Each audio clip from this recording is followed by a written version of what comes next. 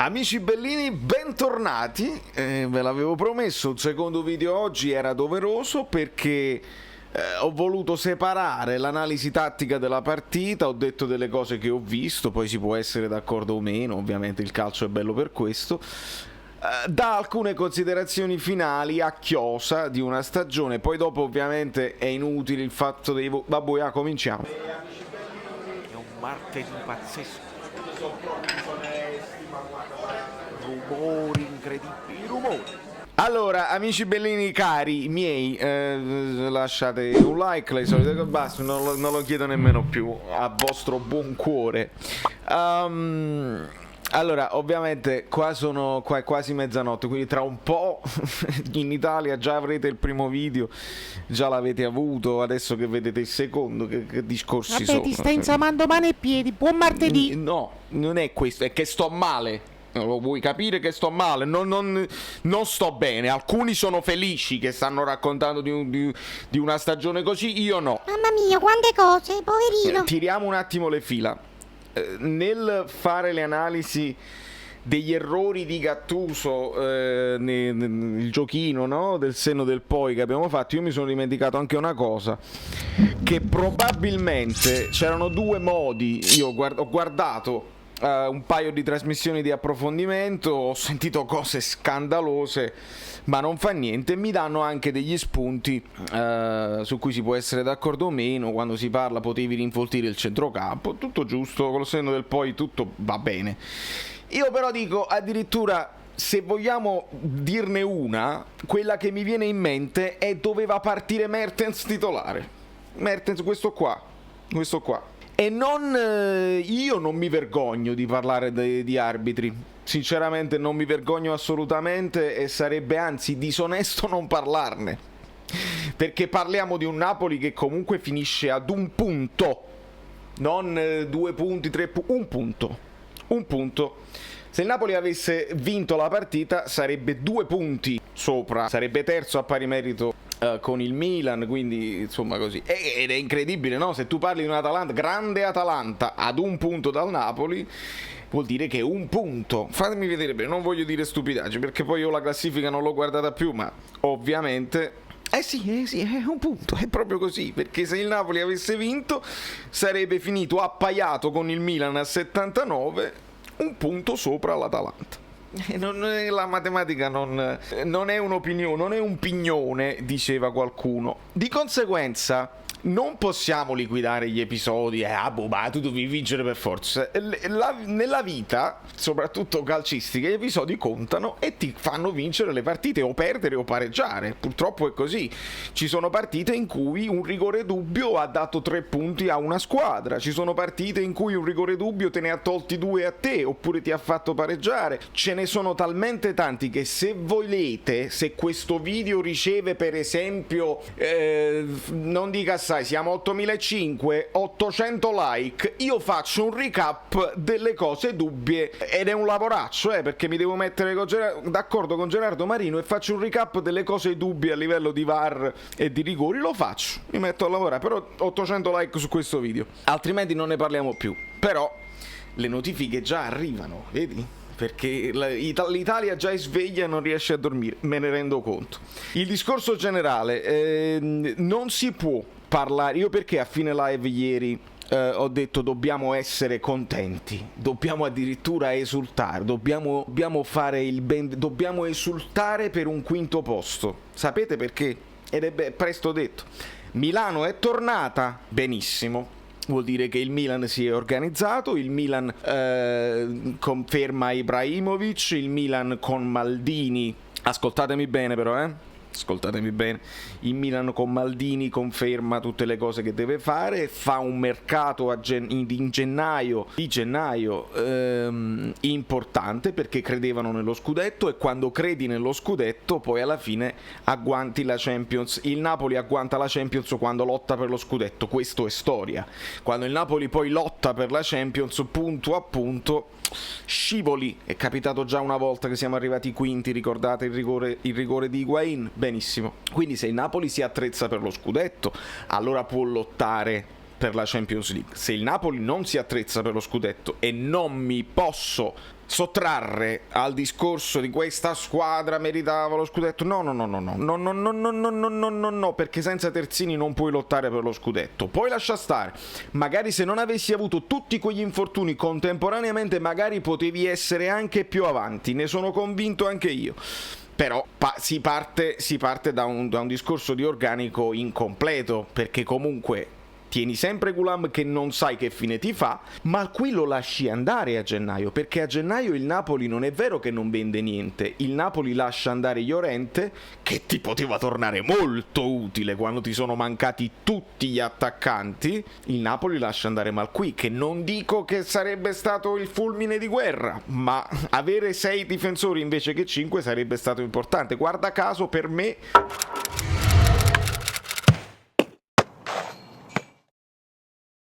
il peggiore era Di Lorenzo ieri. Quindi non facciamo l'errore di dire il Napoli era da scudetto. Il Napoli era una squadra forte che poteva arrivare tranquillamente tra le prime 4. Io nel mio come si dice, nel mio pronostico, poi faremo un video a parte sulle reazioni sul mio pronostico, io avevo detto che il Napoli poteva arrivare terzo davanti al Milan e siamo arrivati ad un punto.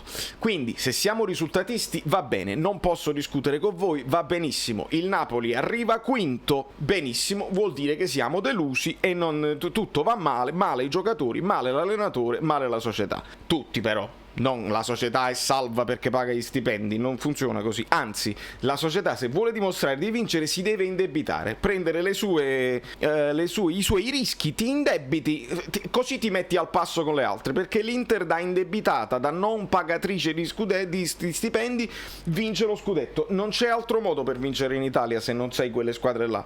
La Roma vince con Sensi quando si indebita, il Parma con Tanzi quando quello così, la Lazio con Cragnotti.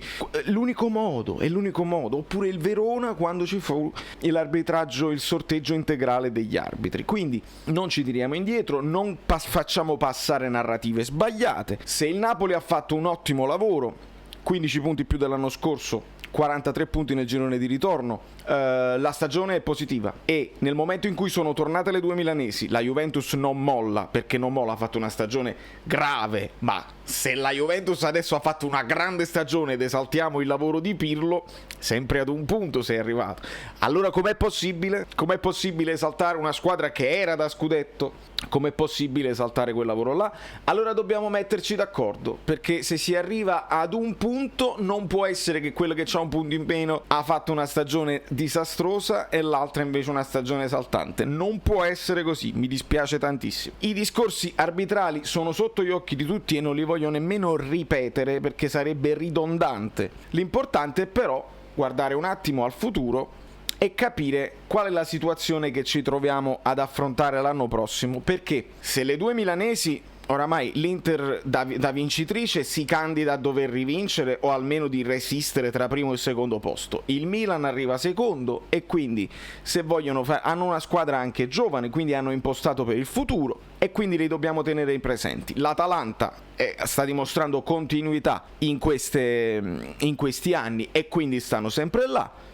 Torna la Roma, la Juventus ovviamente sta sempre lì, torna la Roma prepotente perché Mourinho potrebbe anche funzionare. Dopodiché che cosa c'è? C'è il Napoli al quinto posto che se la lotta sempre ovviamente con la Lazio e poi devi stare attento a un ritorno, potrebbe essere un ritorno della Fiorentina se indovinano l'allenatore e se fanno degli investimenti, oppure sempre uno sguardo alla famosa sorpresa che può essere una volta il Sassuolo, una volta il Verona, una volta l'Udinese. Quella è la nostra dimensione, cerchiamo di capirci, perché molti di questi giocatori probabilmente andranno via e probabilmente anche un bene. Io ribalto tutto. Signori, non essere andati in Champions League potrebbe essere la nostra salvezza dal momento in cui si deve ricominciare per forza da capo.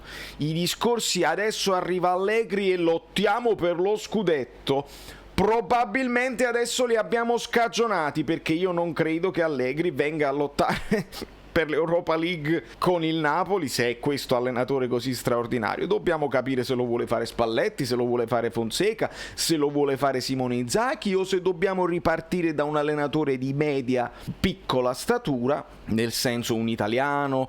Non credo De Zerbi dovrebbe già essere andato, però un allenatore piccolino che vuole crescere con il Napoli. Ecco, probabilmente questa è la nostra salvezza, perché se facciamo poi un altro campionato senza sistemare la struttura societaria, che è la cosa principale, il silenzio stampa ti toglie punti, punto.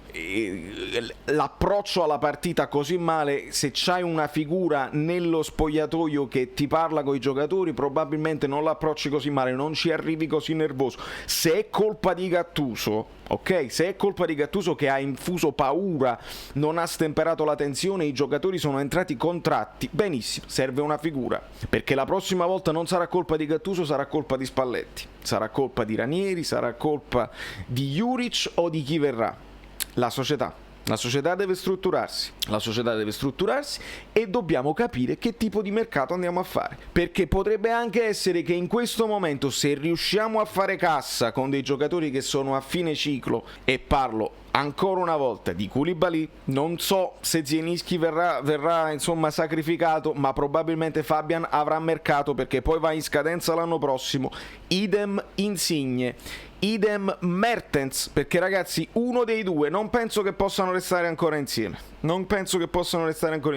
si punterà su Osimhen, si spera di trattenere Lozano, si capirà se su Meret si vuole puntare oppure no, devi comprare terzini da capo perché hai rinnovato Mario Rui, perdi Yusai, perdi Maksimovic, c'hai quei due centrali e devi comprarne altri, serve un terzino a destra, serve capire che cosa si farà con Bobotta, probabilmente un prestito perché non ha giocato mai, è difficile venderlo, e capire a centrocampo cosa vuoi fare perché non avrai Bakayoko.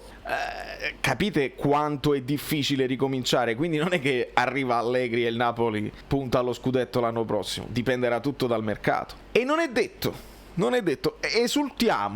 Esultiamo per questo quinto posto. Vedete come io cerco di ribaltare la situazione, perché un quarto posto ci avrebbe dato il dubbio. 1. Potevi continuare con Gattuso, avrei potuto dirlo anche io, potevi continuare con Gattuso perché la continuità del lavoro eccetera eccetera eccetera, non si sarebbe continuato e quindi avremmo recriminato. Oppure siamo arrivati secondi in classifica vicino al Milan, quindi questa squadra era da scudetto. No, abisso tra il Napoli e l'Inter, c'era un abisso, va benissimo, sarebbe stata un'illusione. Quando si arriva punto a punto così vicini, tu hai migliorato fin troppo lo score dell'anno scorso.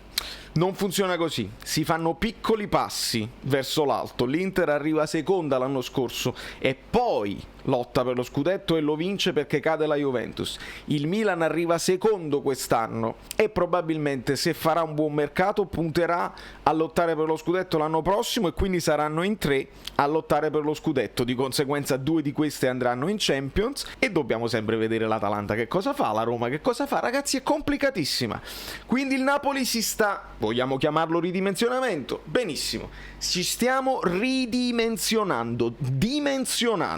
Quella è la nostra posizione, mettetevelo bene in testa. Nel momento in cui si raggiunge l'Europa League dobbiamo esultare, nel momento in cui raggiungiamo la Champions dobbiamo fare i pazzi, ci dobbiamo tagliare i capelli, dobbiamo farci i capelli blu come i pazzi se andiamo in Champions, e se si arrivasse allo scudetto vuol dire che un meteorite ha colpito la Lega Serie A, perché è veramente una cosa calcisticamente impossibile. Da New York, Valerio Fluido è tutto, secondo video della giornata, domani ne faremo altri, ovviamente non ci tiriamo indietro, dobbiamo affrontare tutte le cose e ci saranno molte riflessioni da fare, perché adesso si parlerà di mercato, si parlerà di allenatori e ci sarà da divertirsi. Mamma Carmine, avete capito bene cosa sto intendendo?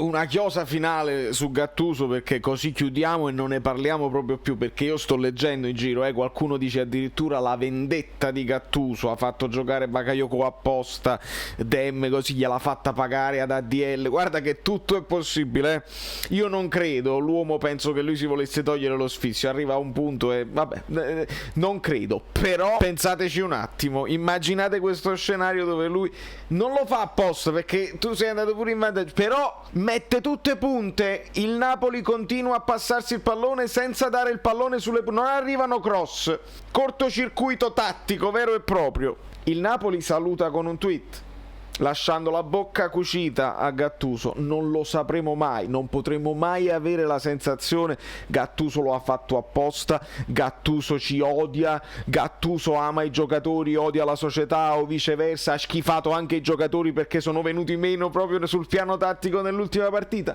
Non lo sapremo mai, sapete perché? Perché il silenzio stampa, facciamo i tweet di ben servito, non si fa così.